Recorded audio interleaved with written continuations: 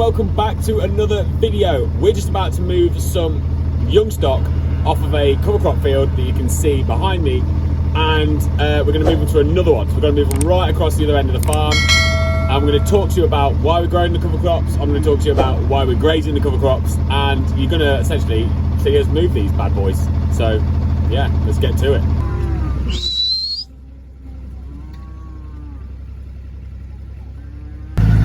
So we're moving these now. We've got to try and get them through a gateway. You can't quite see it, but there's a yellow footpath marker. We've got to get them through a gateway just there. This field is the only field that doesn't have a cover crop or a crop growing in it. Essentially what this field is it's going to be a herbal lay in the spring. We're going to establish it as an understone herbal lay into an arable forage, but we have to leave it as part of our mid-tier stewardship, so that's why this hasn't got anything on at the minute. That was literally like trying to thread a needle at 100 miles an hour.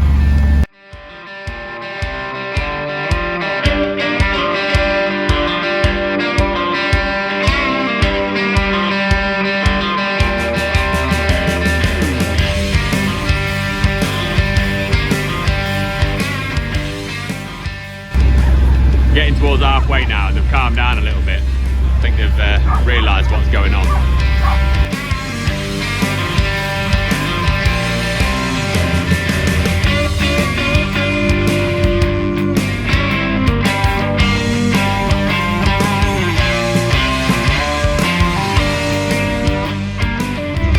Nearly there now. We've essentially got to get them up to the top corner up there where that cattle hurdles are.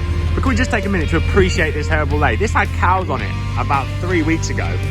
Look at it. Look how much grass is growing on it. Honestly, these are a bit difficult to get established, but once they're established, can't believe how fast they grow.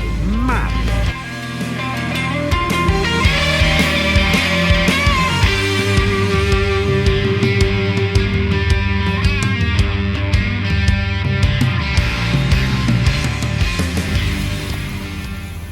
And we've got them here. Look at this, fresh pickings. So the cows are on this field now, and they've been on here for a couple of days. You're probably wondering why we're growing these cover crops, and then if we're growing them, why the hell we're grazing them with cows. And that's what I'm going to try and explain. Now, I'm not going to lie, it is a little bit of an experiment, but ultimately the cover crops in the first place are being grown to try and improve soil structures.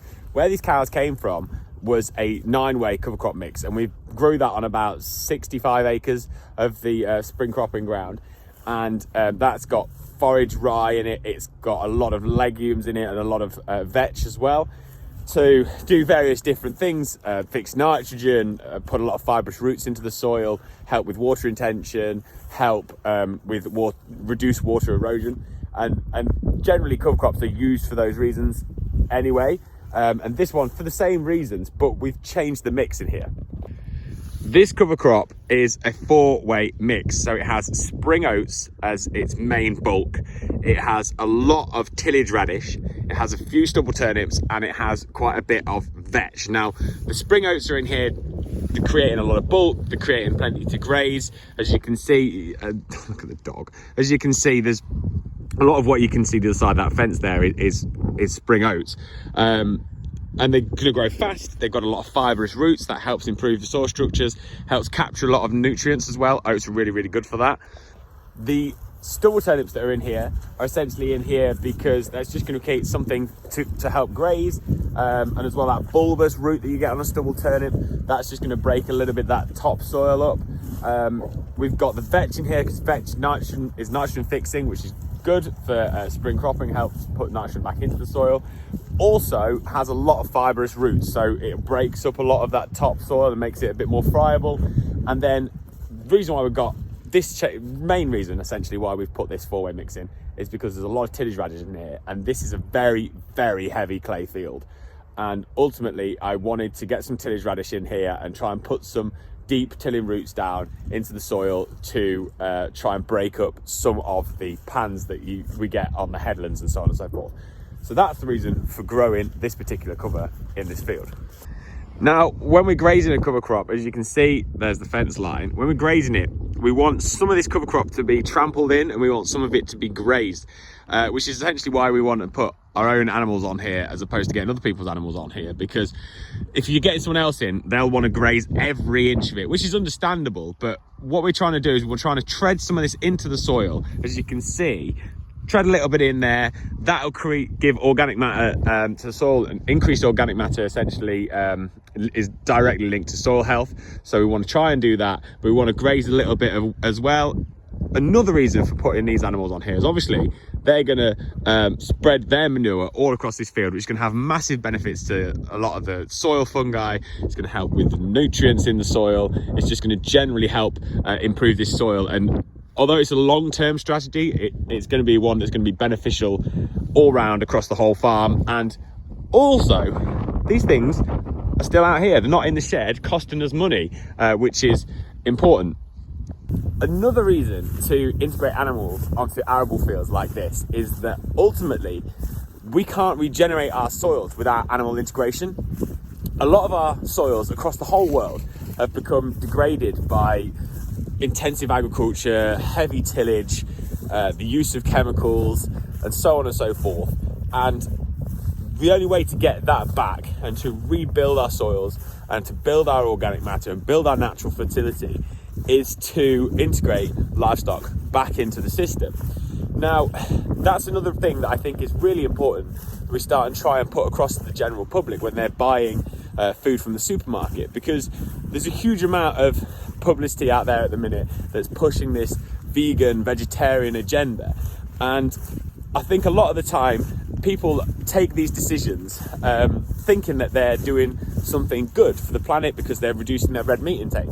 But ultimately, if we allow that to happen and we eradicate livestock from the landscape, our soils are going to become more degraded. If we go to just a plant-based system, we're just growing plants to feed the whole planet, it's going to be a bad thing all round, because we're not going to have crops like this capturing carbon. We're not going to be turning that carbon into high quality red meat that is sustainably grown, that's not contributing to deforestation, that's not essentially using like intensive diets and soyas and so on and so forth to grow it. So I think that it's something that as farmers and as a rural community and as people who know about this, we need to try and push back a little bit at this vegetarian and vegan agenda, and try and just explain to people a little bit more about where their food comes from and what they're buying on the shelves.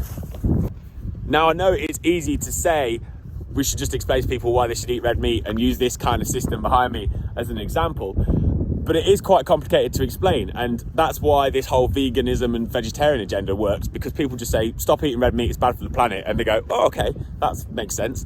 And that's why that works. But I think it's something we really need to push, because ultimately I think if the public knew what they were buying and if they knew how it was helping the planet, I think they would be really on board with us. Now, other benefits for grazing these cover crops: ultimately, as we graze them, the plant goes into a state of shock, and what that then does is it forces that plant to push its roots out and create more root mass, which ultimately will help it regrow and gather nutrients from the soil, and that will help create more friable soil for the topsoil ready for spring drilling. There's probably people out there who will think, oh, but what about the poaching and so on and so forth? Well, we've brought these heifers onto here. There's a group of young stock. They're about 12 months old, and the reason why I bought these as opposed to bringing on mature cows is obviously they're going to be a lot lighter. They're probably going to weigh half the weight of a mature cow, so that's going to help with not putting too much of an indent and of a footprint onto the soil. It's actually carrying them really, really well, which is really good. And when it comes to the spring, because we use a Claydon drill, that is a strip till drill, and it has a leading tine, and that leading tine will allow us to alleviate some of that compaction and lift any of that poaching out. And this will go in with spring beans. And the reason why it's going spring beans is ultimately I want to try and get another deep root into here, a bit more fibrous roots, create a bit of nitrogen fixing, ready for this to go wheat next autumn. So that's why these guys are here, and that's what the plan is with this field. As you can see, the water to this field is actually being brought on that trailer. That trailer is what these guys have been using, because they've been grazed on a paddock system up the other side of the village, and there's no mains water up there, and there's no brook lines to use pasture pumps. So we've got that trailer with tanks on, and it's got a water trough welded on the back. And they're using that at the minute because this field does actually have mains water, but back when we used to use tillage systems, the field previous that the mains water runs through, when we subsoiled it, we actually ripped up the water pipe, and we never replaced it because we never thought we'd actually have livestock on these fields again, because this was years ago before we started doing a lot of this, livestock integration and cover cropping and so on and so forth. So we never replaced the water pipe, but I think that's something we're going to have to do now. We're going to have to mole plow a new one back in. We know where the break is, so it's not going to be a big job. We'll have to get on with it probably in the spring. Now, I will admit that this is a little bit experimental, and if you want to graze any cover crops, if you're growing any on your farm or you're thinking about it, it is quite simple to do. Ultimately, we just use our wire reels and we put a fence round. If you were doing sheep or so on and so forth, you'd have to have more wires. We just put one wire around the whole thing and then one down the middle fence, and we'll just put another wire up and let them on and so on and so forth. So it's quite a simple thing to do. It's quite easy, and even if they're only on here for say a week, it's fast. We're not spending days and days fencing, so ultimately we can soon move these on to another paddock, and it's worth doing as opposed to putting them in the shed and it costing us a lot more money. Now, there are downsides to doing this system. Obviously, it's not all going to be roses around the door. We've got the cost involved. You're going to have to buy some of those seeds. Everything other than the spring oats that are in there has been bought in, so that's a cost. And ultimately, another reason to be grazing it, because we're going to get some economic value back from there. And as well, there's going to be a labour involvement, because you're going to have to move fences, you're going to have to do all of that kind of thing on a regular basis, move that water tanker and so on and so forth. But we would also be feeding them if they're inside, so I suppose that's 6 to 1, half a dozen of the other. So it's all things to consider if you're thinking about doing something like this. It's not just great, it's not all hunky-dory. There is going to be work involved with it as well. Now, I thought I'd just bring you out onto this field, because this field is one of the 9-way mixtures that we use as part of our cover cropping regime. I don't exactly know what is in here off the top of my head, but I'll pop it on the screen now so that you can see it. But essentially, this is where those heifers will come when they next graze. There's about 50 acres left here for them to go on to, and this looks really, really well. This was quite late drilled. This wasn't drilled until the end of August, so you don't have to worry about trying to get your cover crops in too early. Obviously, the earlier the better, because the more mature they're going to be, but ultimately you don't need to rush. Now, I'm not claiming to be an expert on cover cropping, and I'm sure I've still got loads to learn about it, but if you have any questions, I'm always happy to share my experiences with you, or if I don't know, I'll try and point you in the right direction. But I hope you enjoyed the video. If you did, give me a like and a subscribe. I'd really appreciate it. And until next time, guys, have a good one. Stay safe. Bye.